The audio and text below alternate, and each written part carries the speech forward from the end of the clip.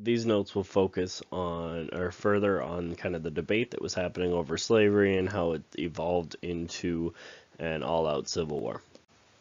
During this time of fighting about slavery, a new political party was formed, one that we've heard of nowadays, that's still around today. And so what happened was the Whig Party in 1854, it split apart. It split apart into two different pieces and kind of started to really lose its power. And so most of the northern Whigs ended up joining a brand new party that was just being created, and that was the Republican Party. So, kind of born out of the Whig Party was the Republican Party, and the Republicans Party, their main goal was to stop the spread of slavery into the new territories out in the West. And so the people that wanted to be in this party were a lot of people from the North. So a lot of the Northern Democrats that were kind of sick and tired of their party not saying anything about slavery and not having a stance or anything like that, as well as the Free Soilers, all joined this party as well. So half of the Whig Party, percentage of the Democrat Party, and the Free Soilers all joined this new party, so it grew really, really, really fast. And so in their very first year as a party, their first year existing, they won almost half of the House of Representative seats that were up for election. There were 245 elected representatives that year, and 105 of them were Republicans. And that was in their first year. They were a brand new party that nobody had heard of before. And so what ended up happening is that caused within that 1 year, it caused the Democrats to lose complete control of the North. All the two states were completely controlled now by the Republican Party, and the Democrats had lost that control. And 2 years later, when the presidential election came up, the Republicans ran a man named John C. Fremont. And John C. Fremont, he was a Mexican-American war hero as well. But he really put together a very strong anti-slavery campaign. And he said, this is what we're talking about, is getting rid of slavery. That's what we want to do. He did lose this election to James Buchanan, and so that's probably one of your names as well. Fremont and Buchanan should be in the back of your notes, but lost to James Buchanan, who was then the 15th president of the United States. But in the free states, in the North, where there was no slavery, John C. Fremont won 11 of those 16. And again, in this brand new political party that nobody had heard of. It was really quite amazing how quickly the Republican Party grew. At about the same time that the Republican Party was getting up and running, Dred Scott versus Sandford happened. This was a court case that would shake the nation and bring us closer and closer to war. And what happened is Dred Scott, this man up in the corner here, was a slave. Okay, and he was a slave that was owned by an army doctor. And so this army doctor, Mr. Sandford, who's down here, had to move from base to base to, help out whoever needed him.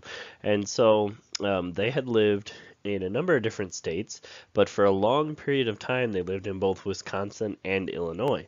Both Wisconsin and Illinois were free states, so slavery was completely illegal in both of those places. But then after a while, Sandford and his slave Dred Scott settled in Missouri, which, remember, Missouri was a slave state. However, Dred Scott got together with a group of lawyers, and they helped him craft his argument, saying that because he lived where slavery was illegal, and whenever he was living there, when he took his residence there, he could not be a slave. It was illegal for him to be a slave there. And so as soon as Sandford took up residence in that state with his slave Dred Scott, he gave up his rights to own that slave. And so this ended up going all the way to the Supreme Court. And the Supreme Court had to make a big decision on what a slave's rights were here. And nobody was prepared for the decision that was made. The Supreme Court decided that Dred Scott was not a free man for two different reasons. First off, he had no right to sue in federal court. He could not sue anybody because he was an African American, and African Americans were not citizens. In order to sue somebody in federal court, you had to be a citizen, and he was black, so he was not a citizen. And the second reason was that slaves are property, and since they're property and they're owned by somebody, the Constitution protects people from getting their property taken away in any way possible. And so the property rights of owning something are protected very strongly in the Constitution. And so really, the whole impetus behind these two things, the whole reason behind these two things is that they were not treating this man as a human at all. They were really treating a case like it was a shovel. So this shovel just asked to sue somebody because he didn't want to be owned by him anymore. It's silly to think of, but if they thought of him in that way as a shovel, then it kind of makes sense, the argument that they're making. Okay, but the judges went a step further and made it kind of even crazier. They said also it's completely against the Constitution to say there cannot be slavery, to prohibit, to say no slavery in any territory in the U.S. And so basically what that said is the Missouri Compromise can be crinkled up and thrown in the garbage. Okay, the Missouri Compromise was completely unconstitutional because it prohibited slavery, so they had to completely get rid of that. And so basically, the idea behind that is that it means that slavery is legal in every single territory, no matter what. And so the South celebrated. They rejoiced. They thought the fight is over. We finally won. We're allowed to have slavery wherever we want to.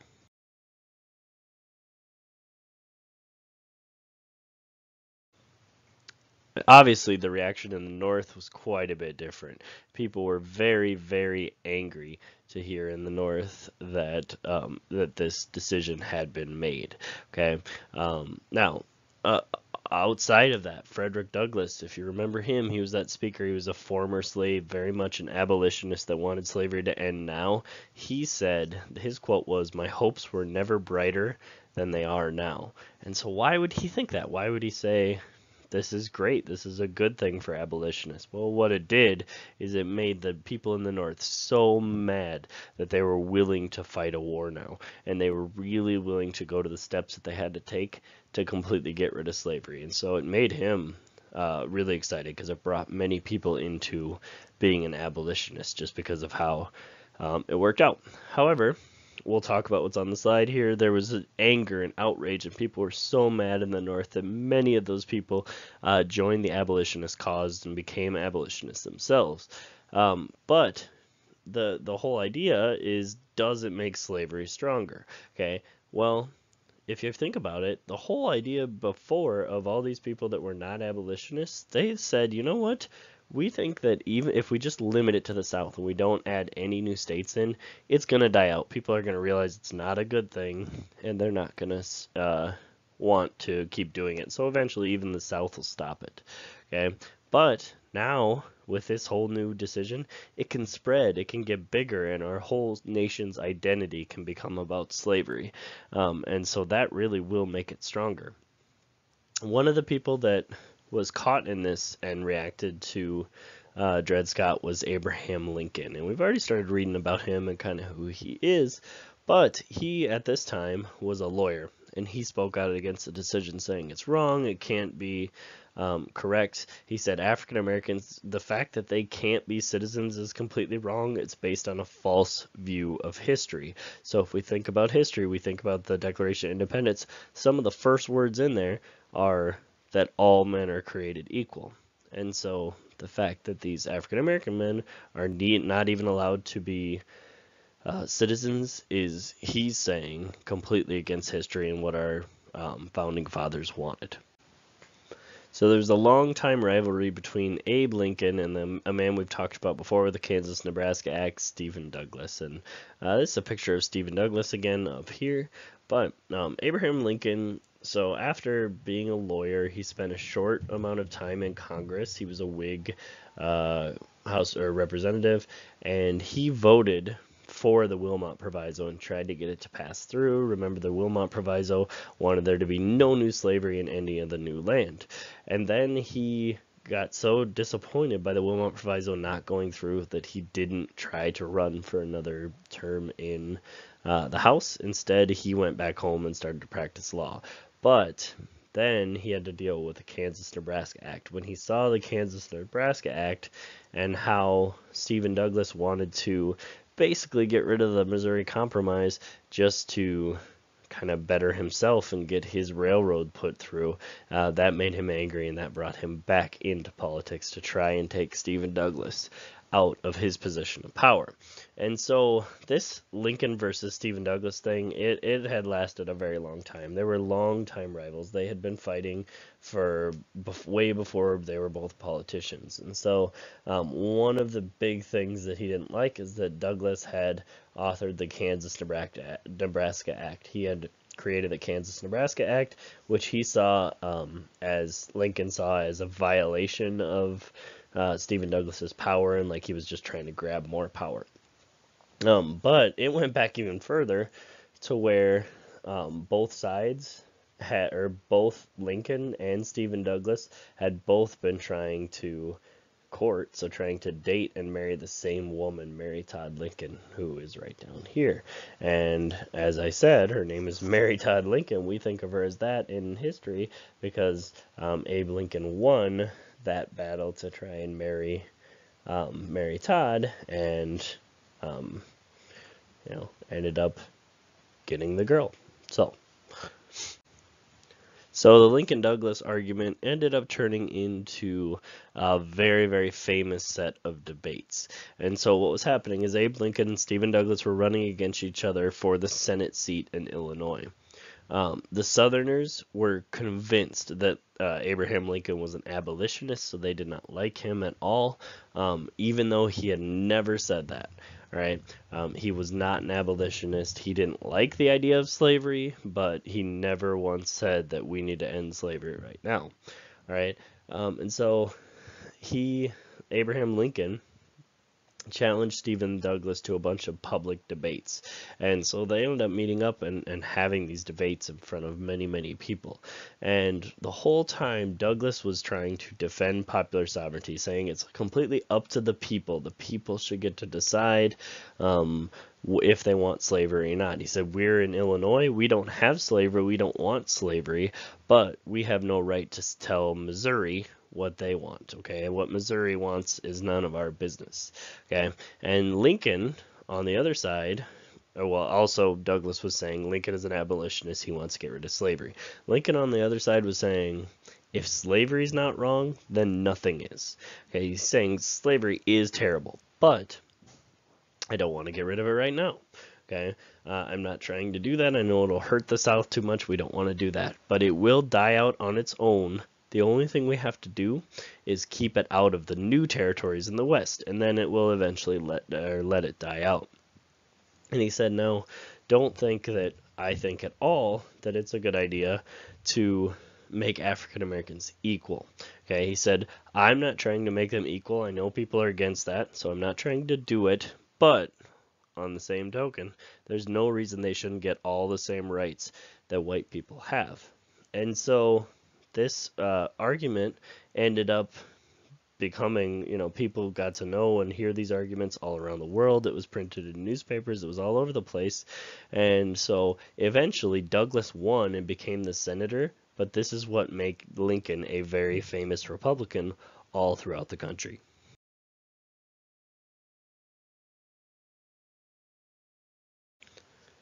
So John Brown, if you remember this man's name, I told you to remember him. He was back in Bleeding, Kansas, and he had perpetrated or taken on the Pottawatomie Massacre. He went to Pottawatomie Creek and killed some men that were pro-slavery. But he was now back in New England after being driven out of Kansas, not allowed to stay there. And his plan was to raise an army, get a group of people together, and free all the slaves in the South himself.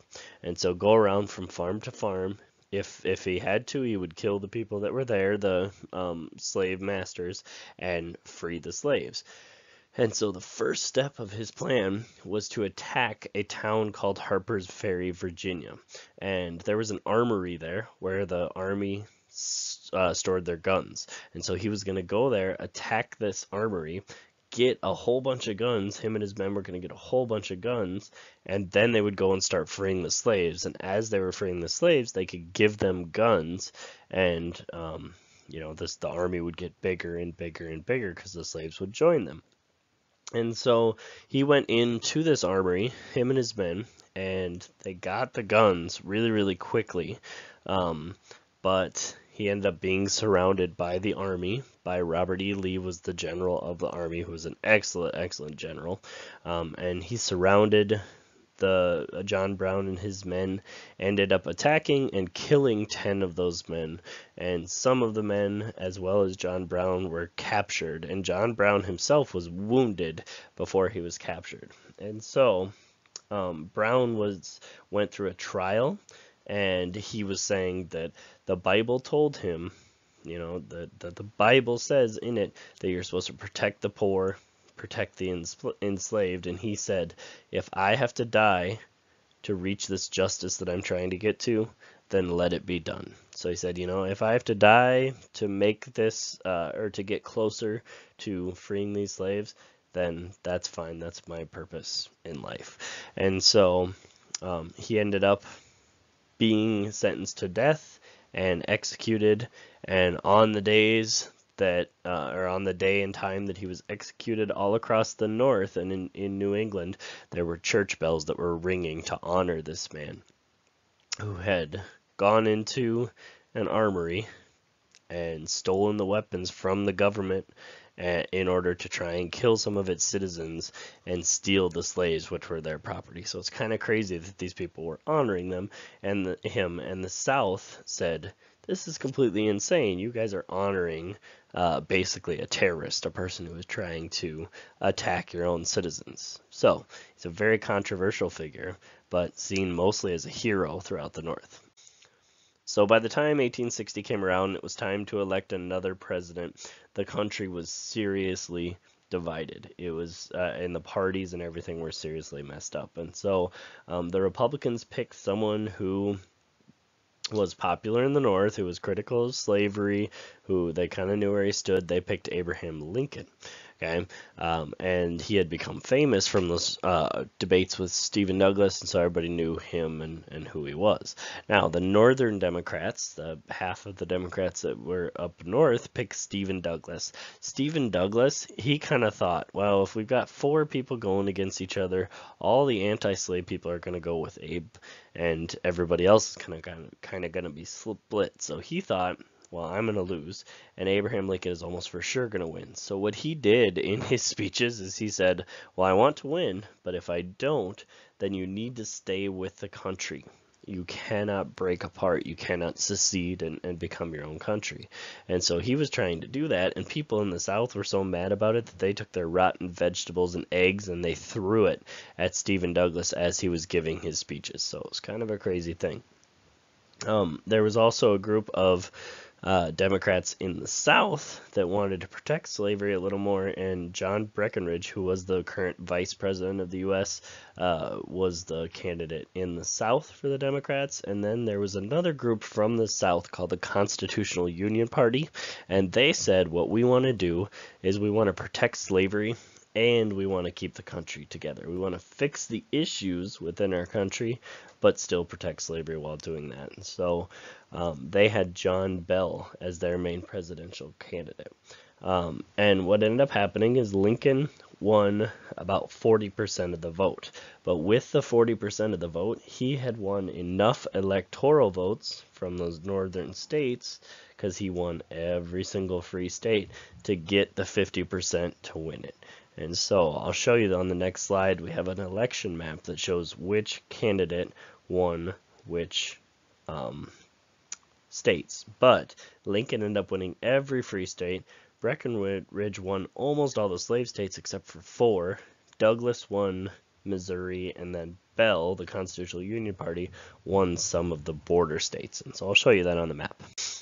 So as you can see on the map, there's plenty of blue there, and that blue is what all the states that Lincoln won, and that was every free state.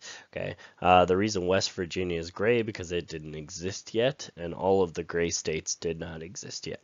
All right, but you can also kind of see that in the South, that's where most of the people went for Breckinridge. Okay, and so he got 72 electoral votes, and then right on the border, we see these 3 states where they said, you know, we need to keep the country together. And the reason those 3 states wanted to keep the country together is because if red is fighting against blue, where's the fighting going to happen? Right there in the middle. Those are the states that are going to get destroyed. And then Missouri with the Missouri Compromise, and the slave, slave forward thing, they voted for Stephen Douglas. So the South thought, well, now we have put an abolitionist in the White House, and the country is completely against us, and we have no voice in the government anymore. And so they thought, there's just nothing good happening anymore in this country. And so they said an anti-slavery party is in control. We have an abolitionist in the White House. And so South Carolina put together a special session of Congress as soon as Abraham Lincoln was elected. And by December 20th, 1860, they had agreed that they were going to secede. They were going to break off from the country and become their own country. And so they sent a letter, and in that they wrote that the union now subsisting between South Carolina and the other states under the name of the United States of America is hereby dissolved, saying we are no longer part of the United States of America. Okay, and so 6 other states followed them. Very, very quickly did the same thing. And so some of those 6 states of the Deep South, they met together to form their new country into a nation where they were all connected instead of just being separate countries. Okay, and this new country was called the Confederate States of America. And so they had their own constitution. They had their own president that they elected. They elected Jefferson Davis as the president, and all of this was put into place by the time Lincoln actually got into office and by the time Lincoln actually took office. And so at this time, the South is trying to convince more states to join them, and the North is trying to convince the states to stay as part of the Union, part of the United States of America.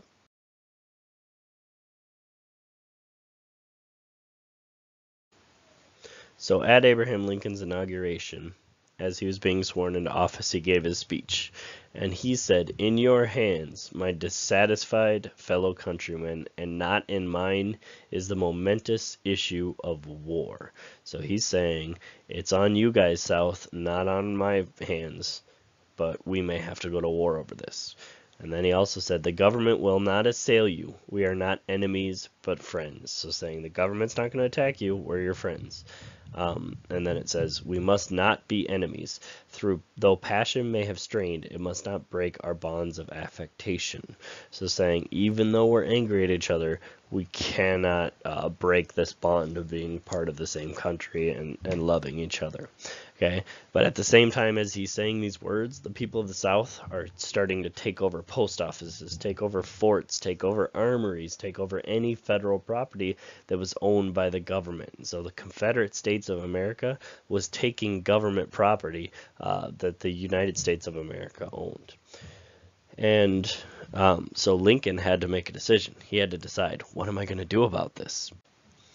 And the biggest decision that he had to make very early was about Fort Sumter. Fort Sumter was a fort out on an island in South Carolina. And when the Confederate States of America came to take it over, the commander of the U.S. Army would not surrender. He would not give it to them. Okay? And so South Carolina decided, well, we don't really want to attack these people. We don't want to make it look like we're the first ones attacking, okay? Because they just technically wanted to become their own country. They didn't want to fight a war. And so South Carolina said, well, we want this fort, so we're just going to surround them, not let any supplies in, and we're going to starve them out. And so as they're left with absolutely nothing for over 3 months, no new supplies at all, there were 100 troops in Fort Sumter who were running out of supplies. They were starting to not have food, not have ammunition, not have anything like that, right? And so Lincoln decided what he was going to do. He decided to send some food, and just food, to keep the people alive at the fort in unarmed ships. He sent a letter to the Confederate States of America and said, we're sending in these ships, no guns, nothing like that, and we're going to give them food. If you attack us, it will be an act of war and we'll have to fight you if you attack our ships. And so on April 12th, while those ships were getting loaded up and sent down, the Confederates decided to attack the fort and capture them while they were still isolated and stuck on their own with no help. And so they attacked on April 12th, and they attacked took 34 hours. And after 34 hours of bombardment, with people just exhausted, and every wooden structure inside the fort was on fire because it had been, cannonballs and explosive artillery sent at them the entire time, and they were holding rags over their mouth, and being as low as they could so they didn't breathe in the smoke. Eventually they had to surrender, and so they surrendered, and when they surrendered, that marked the beginning of the Civil War. That's when the North said, you have attacked us, and so now we are going to have to declare war on you. And so we're going to end this presentation with another quote from Abraham Lincoln and another one from one of his inaugurations. When he was voted as president again in 1864, during his second inauguration, he was looking back on the war, essentially, and the start of the war in particular, and he said this about it: both parties condemned war, but one of them would make war rather than let the nation survive, and the other would accept war rather than let it perish. And the war came. So basically he's saying both of us didn't want war, but the South would rather fight a war than have the country stay together, and the North would rather fight a war than let the country fall apart. And so obviously both sides would rather fight a war than let the other one win. And so the war happened. It was bound to happen. It had to happen.